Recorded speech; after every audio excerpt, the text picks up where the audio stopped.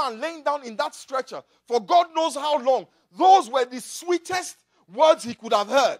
Because as soon as he heard those words, he felt life returning to his body. All of a sudden, he could feel again in his fingertips. He could wiggle his toes. He could move his knee. This is a guy that had been going around in a stretcher. All of a sudden, because his sins were forgiven, he could get up and walk. Imagine his joy. Imagine his relief. Imagine the peace. I know many of us, by the grace of God, are not physically paralyzed, to the glory of God. But many of us, to all intents and purposes, we're going through a kind of paralysis. If I asked you now to describe your condition, many of us would say stagnant. Many of us would say, I have been in this same spot for so long. I have been in the same position for too long. I have been in the same circumstance and nothing has changed. I want to move, but I can't seem to move. I try to move, but it seems like every effort to move does not bear fruit. And when I do succeed in moving, I don't move very far. It's like a cripple trying to shuffle across the room. Sometimes it's just one word that is the problem. Sin. Turn to your neighbor and say sin. You see, the problem with sin is that it has effects and it has consequences. In the life of the adulteress, we saw the consequences of sin. Judgment and death. But in the life of this man, we see the effects of sin. One of those effects is that it can be paralyzing. It can be stagnating. Sin is keeping many of us from moving forward. And we don't realize that. We blame everyone else. We blame the man. It is because of the color of our skin. It is because of our accent. They don't like me. They don't like my name. Check yourself. Our sin God literally has to turn his back against us. And in a world that is not already trying to help you, you need God to help you. The world is not going to just, hey, you know what, we love you, hey, promotion, there you go. No. For every promotion, there are 10 people who want that same promotion. And those of us who work in the secular world, you know what I'm talking about. It's a dog-eat-dog world out there. Somebody said to me that if the devil is against you, you can run to God. You know that now? If God is against you, who do you run to? In the two stories that we looked at, the adulteress and the paralytic, we see the consequences of sin and the effects of sin. But when you are forgiven, the consequences are cancelled and the effects are wiped away. Somebody shout hallelujah. Hallelujah. If you read the rest of the chapter, you will see Jesus delivering a woman oppressed with a sickness that had afflicted her for 12 years. The Bible says she had an issue of blood for 12 years. Can you imagine that? For 12 years, day in and day out, she kept bleeding. And the Bible says for those 12 years, she looked for a cure and she found none. She went from doctor to... How many doctors in the house? Any doctors here? One doctor. Let's clap for the doctor. Doctors are good people. But in this woman's case, do you think she was loving on the doctors? She went from doctor to doctor, from specialist to specialist. Obviously, the Bible says, by the time she was done, she was broke. That means that she had no medical insurance. Nobody could pay her bills. She had to sell her house. The Republicans, they controlled Congress. And they would not allow healthcare to pass. And there's some people who voted in Romney, and he repealed healthcare, so she had to sell her house. And by the time they were done with her, she was bankrupt. She had spent all her life savings trying to get well. And the worst thing was that after all the money was gone, she was still sick. Imagine how she felt. Nothing they tried worked. No treatment.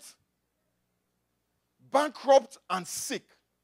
The issue of blood was literally draining the life out of this woman slowly. With each day that the blood flowed, the quality of her life diminished. Her life, she watched it ebb away. You know what else is like an issue of blood? An addiction. An addiction.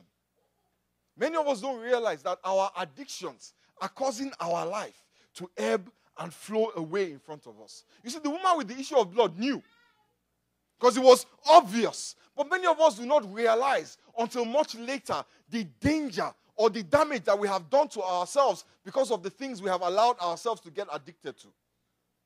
Things like nicotine in cigarettes. Do you realize that nicotine is a poison? It's actually a poison. Every milligram of nicotine that enters your bloodstream shortens your life by, is it 6 hours or 6 days? Something like that. Literally, every drag of that cigarette, your life is flowing in front of you. Alcohol. Dr. Kwame deals with dead bodies sometimes. And he has seen the livers of the people who were so busy having fun and consuming alcohol to the point where even when it was no longer fun, they could not stop. Do you think the alcoholic woke up one day and said to himself, yo, this is my life plan. By the time I'm 50, my liver will be destroyed from liver cirrhosis from consumption of alcohol. Nobody plans that their life will be like that. But it starts one day at a time. Pornography. Porn. Porn always starts off harmlessly. You're watching a movie. They flash some things. They're like, oh, it's not a big deal. And then it escalates. And it escalates and it escalates until you can't do anything else. At work, you are looking for opportunities to surf the web. You go into the bathroom, your smartphone is out. Somebody here knows. Somebody is not laughing. There's somebody who is not laughing. In fact, there's somebody here who is, no, the Holy Spirit says, there's somebody here who is laughing, and he's laughing because he's afraid that I will pick him out. Don't worry, I'm not going to pick you out. So let him laugh quickly so they won't think it's him.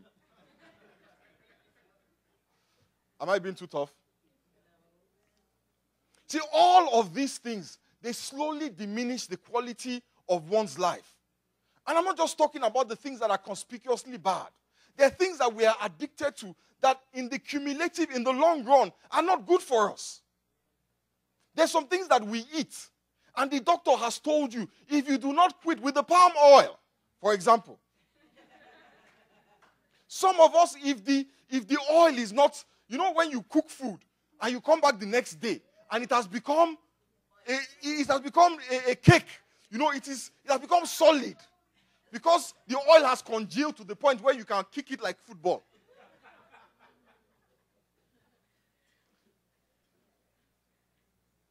You know, today I have good news for you. The Lord can deliver you from the oppression of any addiction. Whatever it is you are addicted to, the Lord can deliver you. Amen? You see, this woman touched the hem of Jesus' garment, and her oppression ended. What joy. What joy was that? 12 years. And in an instant, it was gone. You know, I prayed for some people this morning. And I thought to myself after that we weren't going to do that in the second service because I did it under the instruction of the Holy Spirit. But I've asked God to give you, the people who are in the second service, an opportunity to partake of the anointing this morning.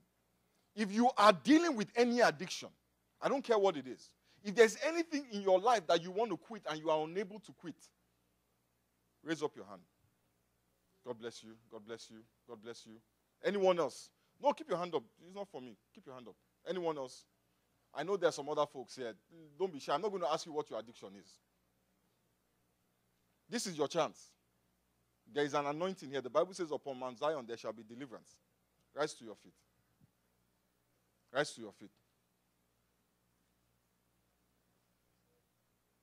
Rise. There are two more people. There are two more people. I'm going to wait for you. I know the service is going, but I need to do this. There are two more people here. I'm going to count to 10, and then I'm going to pray for the folks standing up. This is your chance to break this thing now.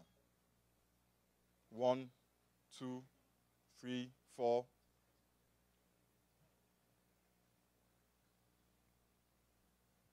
6, 7, 8, 9, and 10.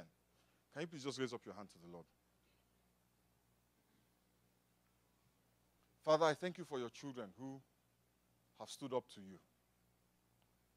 Father, I pray in the name of Jesus that whatever it is that holds them bound, that today it be broken from their lives in the mighty name of Jesus. The Bible says that the yoke shall be broken by reason of the anointing. Father, let every yoke in this place be broken in the name of Jesus. Deliver your children, O God, from the hand of their oppressors. The Bible says that even the lawful captive shall be set free. Set these ones free in the mighty name of Jesus. Thank you, Father. In Jesus' name we pray. Let's give the Lord a round of applause.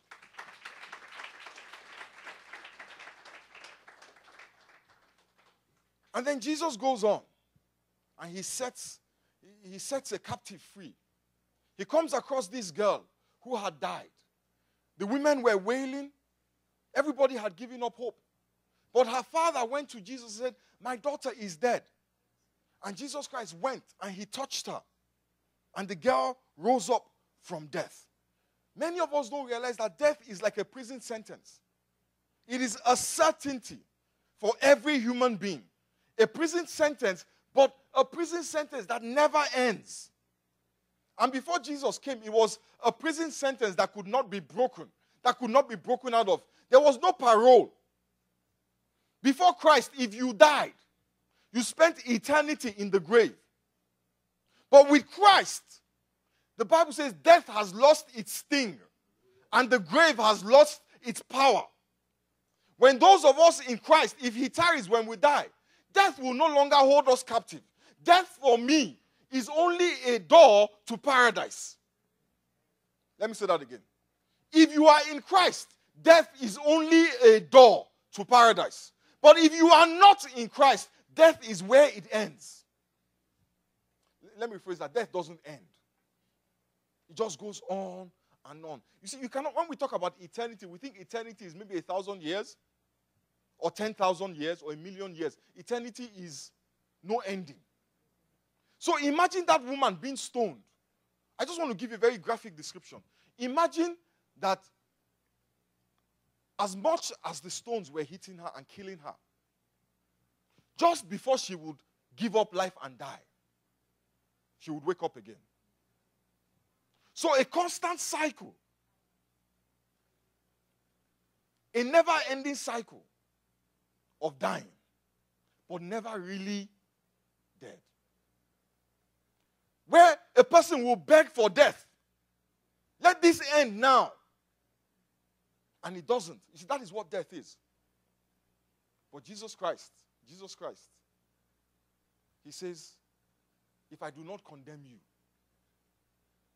you are not condemned. Go and sin no more. And then in verse 27, he opens the eyes of two men who were blind. He touched their eyes, and their sight was restored. Somebody shout hallelujah. Hallelujah. Think about that. A life spent in darkness, and in one instant, light. You see, that was what God sent Jesus to do. That was what the assignment was. That was his mission. To open blind eyes, to deliver the oppressed, to proclaim liberty to the captives, and to preach the good news. Is there somebody here who needs good news? Is there somebody here who needs to hear something good? There is hope. There is hope. But that hope is in Christ. The Bible says, for